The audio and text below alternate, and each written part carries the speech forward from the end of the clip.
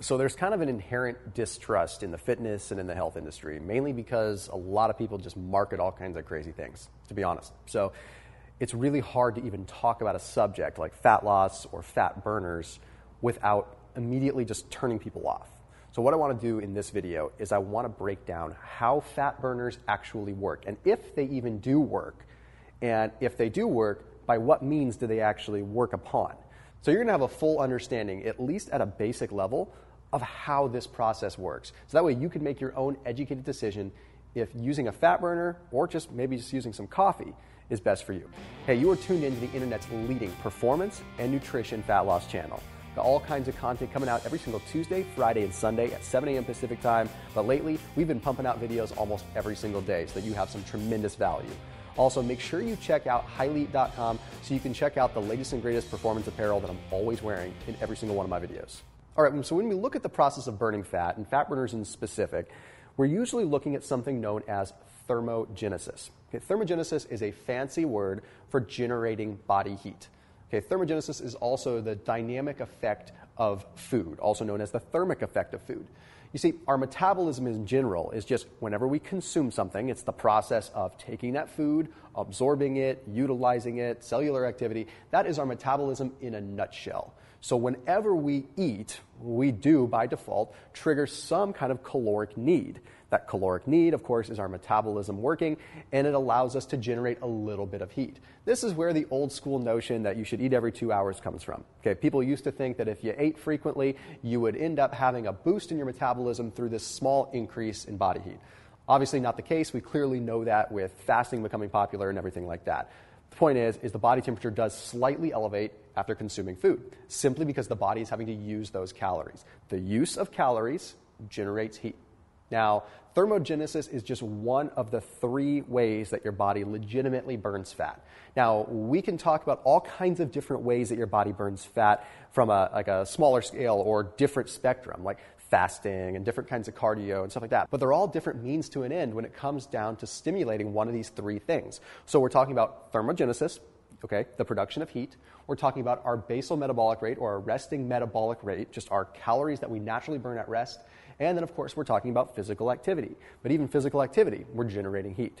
Okay, so these are the 3 pinnacles that we really need to be paying attention to always when it comes to fat loss and even choosing a fat burner. So our metabolism in general is greatly dictated by the amount of lean body mass that we have. Now, lean body mass is everything in your body that is tissue that is not fat. So organs, muscle, things like that, okay? So not usually talking bones here, but when we're talking about the amount of lean body mass on a person, that determines what their metabolism is like. Now, what's interesting is that studies have shown that when you look at it at a per kilogram basis, if people have the same amount of lean body mass, their metabolism is usually the same. So our metabolism, as far as lean body mass goes, is pretty similar between you and I or me and them or whatever. Basically meaning that if we all had the same amount of body fat, it would be a lot easier for us to determine what our overall caloric needs are and our metabolism. Example being this: if you have 2 200-pound people, one 200-pound person has 30% body fat and the other 200-pound person has 5% body fat, the 200-pound person with 5% body fat is going to have a higher resting metabolic rate. Simply put, putting this in perspective, the reason that is because the muscle tissue is metabolically active, which means it demands calories, and when you demand those calories, you generate heat. Now, it's not just this calories in, calories out equation. It's all about the heat that's generated. Okay, so if you need more calories, you create more heat, plain and simple. So you run a little bit hotter, you burn a little bit more fat. So when we look at fat burners, how does this actually work? You see, because most fat burners out there market themselves as thermogenics. So the interesting thing is that it doesn't seem like thermogenics can actually directly increase your core body temperature. You see, it all comes down to the beta-adrenergic receptors and our overall catecholamine response, basically our adrenaline and our norepinephrine. You see, catecholamines are the things like adrenaline and epinephrine. Okay, when we have beta-adrenergic activity, the need for these catecholamines, the need for adrenaline and epinephrine increases. Now, what happens if you get nervous? What happens if you get scared? Or what happens if you get really excited? Your heart rate starts to increase. Well, guess what? Your caloric need increases simply because you have more movement, you have more metabolic demand. Whether you need more glucose, whether you need more fat, or whether you need more protein, your body is drawing it in at that point in time, and that is causing a thermic effect. So when we look at most fat burners, we look at some of the main general ingredients that are in there, unless it's some crazy scientific weird stuff that I'm not even aware of. Generally, caffeine is the biggest thing. Okay? Now, what caffeine is going to do is it's going to stimulate what are called beta-2 and beta-3 adrenergic receptors, therefore calling out more adrenaline and more epinephrine. That's exactly, again, why your body temperature goes up and why your heart rate increases. Therefore, your body temperature goes up. Pretty simple with caffeine. It's a great thermogenic. It's nothing super crazy. I mean, most of us get it with our coffee or our tea. Okay, the next thing is going to be EGCG. You see this in a lot of fat burners too, one of the most common things. And it works because what it does is it spares the existing catecholamines so that they actually don't get reuptaken, so they actually get utilized a little bit better. So it spares the effect of them. So basically it enhances the life of them. Okay, then you have things like carnitine. This is where things get interesting because carnitine is in a lot of fat burners, and we've been told that carnitine allows more fat to get into the cell. Let me break this down really quick. Okay, when you have stored fat, you have triglycerides. Okay, triglycerides are 3 fatty acids bound to a glycerol molecule. What happens is, and I've explained this in another video, is the triglycerides are broken down into individual free fatty acids. These free fatty acids then go to the cell, and they need to get put into the mitochondria where they can actually go through the entire cycle that they need to create energy. So carnitine is required for that free fatty acid that's been released to get into the mitochondria. Without carnitine, it can't get in. The only time that carnitine would ever help you is if you were deficient in it. We have enough carnitine. So if you have carnitine flowing around, that process can occur. If you're deficient in carnitine, then sure, that's going to help it speed up.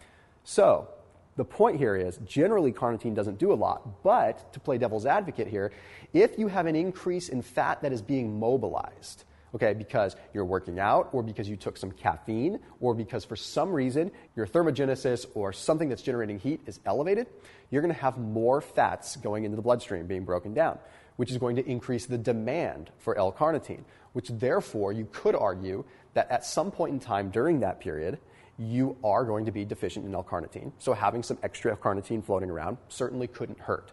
Okay, so that's the theory there. Whether that is true is really hard to come to a conclusive decision on. Another one that's interesting is capsaicin. Okay, capsaicin is really cool. It's coming from like cayenne pepper and stuff like that. So some studies show that it can increase your core body temperature, but more recent science is showing that the way that it increases your core body temperature is by, guess what? Stimulating beta-adrenergic receptors. Catecholamines, adrenaline, epinephrine. It's all coming back to that. It's all coming back to the simple thing of just quickly increasing energy so that the demand for glucose, the demand for fat, and demand for ultimately protein going through gluconeogenesis is really increased. Okay, so let's take a look at a study. Okay, I thought this was pretty interesting because it's a pretty unbiased look. It was published in the journal, the International Society of Sports Nutrition. Took a look at 10 resistance-trained males. So 10 people that had a decent amount of lean body mass, roughly about the same. And what it did is it had them do 2 separate workouts. One workout, they just went ahead and did the workout as usual. Then the next workout, they waited 24 hours, and half the group took a placebo supplement, and half the group took a general fat loss supplement, like a general fat burner that included caffeine, it included ginseng, it included green tea extract, and it included carnitine. So it was pretty basic, kind of what you'd see in a typical fat loss supplement. So it was really interesting because they wanted to measure their resting metabolic rate, they wanted to measure their heart rate, and their blood pressure. So what they did is after the consumption of the supplement or the placebo, they took measurements at 60 minutes, 120 minutes, and 180 minutes post to find out where their RMR was, where their heart rate was, and where their blood pressure was. Well, the results were actually pretty illuminating. They found that in the group that took the fat loss supplement, after 60 minutes, they found that the resting metabolic rate had increased 7.8% versus 3.3% in the placebo group. Then at 120 minutes, they found that it increased 6.9% versus 3.1% in the placebo group. Then, after 180 minutes, they found that it increased 9.1% versus 2.1%. So what we're finding here is that, yes, actually, when a fat burner was taken, Pre-workout, there was more fat loss that ultimately occurred, probably because the resting metabolic rate increased. Now, there are some bits of subjectiveness that could happen here, like does someone actually have more lean body mass? Lots of little variables here, but generally it is determined that by increasing your catecholamines through stimulation of the beta-adrenergic receptors, you actually do burn more fat as a result of thermogenesis that occurs as a downline process from the phosphorylation of cyclic adenosine monophosphate and that whole process. What that means is indirectly, they do help you burn fat, but you have to be working out. You have to have a stimulus and activity. You can't just pop fat burners and burn fat. You need to get moving so that the fat's actually mobilized. But the question remains, can you do this with just coffee?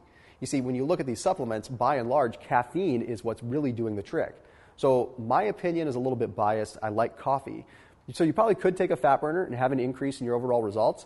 But quite frankly, it usually isn't worth it unless there's some really unique technology that's involved. Sometimes there's cool things like micellar liposomal delivery and things like that make things a little bit better. But most fat burners, you're just not going to be in a situation where you're going to get all that much benefit unless you're working out really, really hard. So I hope that this clears some things up, makes some sense of it. If you have ideas for future videos or you want to know more about other supplements and other common things, just put them down in the comment section below and I'll try to answer in my weekly Q&A video. See you guys soon.